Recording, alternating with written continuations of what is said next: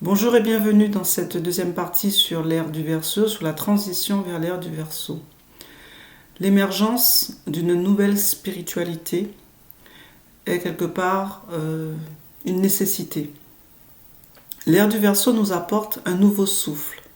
C'est plus qu'une simple transition entre deux ères astrologiques, c'est réellement une opportunité de retrouver cet âge d'or. Âge d'or où la magie était le principe de base, où les êtres avaient conscience de soi et de tout ce qui vit. Cela implique pour nous aujourd'hui d'apprendre à fonctionner différemment à partir de la conscience de soi, à partir de notre intuition et à faire confiance à notre guidance intérieure. Nous devons faire place à l'être que nous sommes plutôt qu'à la personnalité mortelle. Il nous faut aussi rééduquer le mental en réconciliant science et spiritualité. Nous vivons dans des principes et des lois que nous explorons à travers la métaphysique de la nature, la symbolique et les métaphores. Notre conscience est endormie parce que le mental a pris trop de place. Tout doit passer par le raisonnement et la logique, or cela échappe à notre conscience. C'est en cherchant à se connaître, la connaissance de soi, que l'on fait justement l'expérience de la conscience. Et c'est ainsi qu'elle se réveille et que nous nous éveillons à nous-mêmes. Il n'y aura pas réellement d'éveil si c'est juste un constat général des tromperies et manigances perpétrées depuis des siècles contre la nature humaine. Au contraire, cela produit davantage d'incompréhension, de révolte et de conflits intérieurs. Car on réclame justice, alors qu'en réalité, il s'agit de lois universelles qu'il faut étudier, comprendre et intégrer pour retrouver le chemin de la souveraineté de conscience.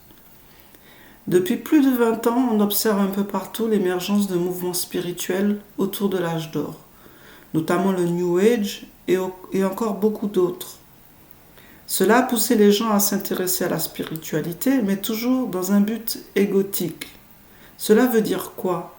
Cela veut dire que lorsqu'un individu a épuisé les ressources matérielles pour solutionner ses problèmes, il va se tourner vers la religion, vers la spiritualité et même l'ésotérisme pour trouver de l'aide, trouver des solutions. Égotique parce que c'est le mental qui cherche à trouver des solutions. Mais il ramène toujours tout ça à sa fréquence car il veut comprendre, il veut contrôler, car cela ne doit pas trop bousculer ses croyances. Vous voyez ce mécanisme à l'œuvre la plupart du temps chez les gens ? C'est un processus. On a vu alors un essor de reconversion professionnelle dans le domaine de la thérapie et techniques en tout genre, magnétisme, reiki, soins énergétiques, etc. Alors il y a tout un marché qui s'est organisé autour de ce besoin grandissant de la spiritualité jusqu'à être aujourd'hui un marché à part entière.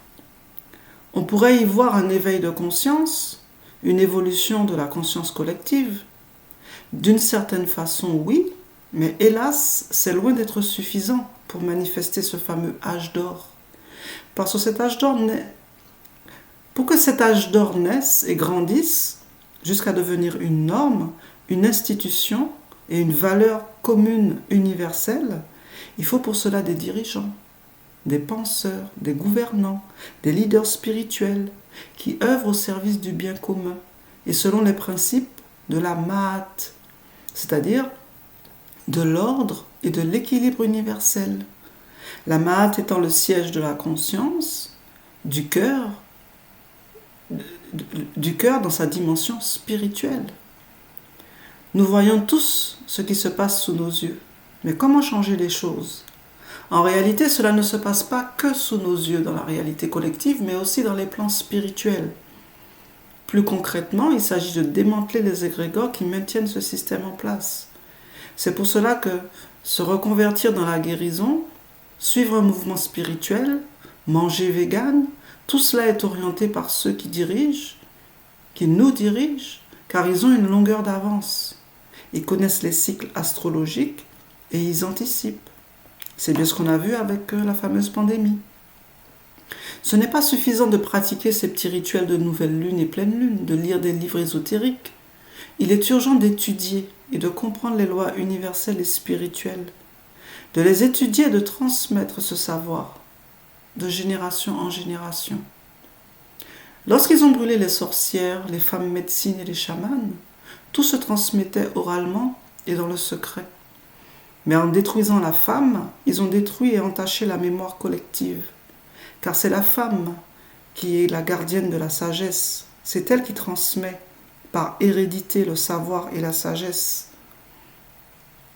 À travers ses organes, à travers ses sens. Je parle du processus de la naissance et de la transmission de la sagesse, de la tradition, de ce qu'on appelle la tradition. Donc il est urgent de revenir à la sagesse ancestrale, non pas pour répéter les mêmes erreurs, mais justement avec force, sagesse et devoir de mémoire. On sait tous que la guérison n'est pas que physique, elle est avant tout spirituelle. On sait tous que l'éducation institutionnalisée est une fabrique de moutons et de crétins savants.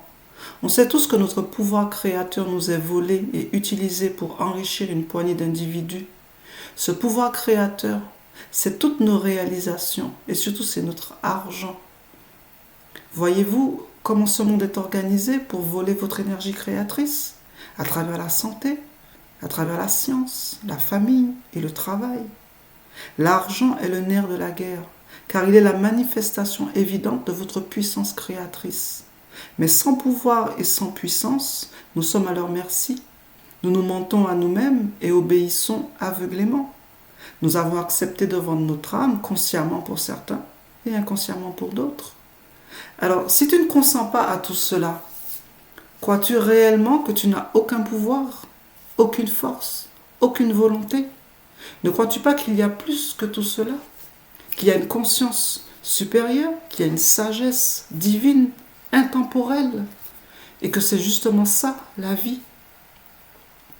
À l'aube de cette transition dans l'ère du Verseau, où s'amorce le démantèlement des égrégores, la destruction de cette civilisation telle qu'on la connaît, il doit y avoir une émergence, l'émergence d'une nouvelle spiritualité, plus authentique, celle qui réunit, ou je dirais même réunifie, la science de la nature et la connaissance issue de la sagesse ancestrale. C'est dans la sagesse ancestrale que nous pouvons puiser l'essor de la renaissance, d'une humanité consciente et souveraine. Il ne s'agit pas d'archaïsme, comme le penseraient des esprits limités, mais bien de remettre au goût du jour la science et la sagesse intemporelle, le fondement de la magie de la vie. Voilà mon partage sur cette deuxième partie. Si vous avez aimé, partagez, abonnez-vous et je vous promets la suite sera tout aussi intéressante. Merci et à très bientôt.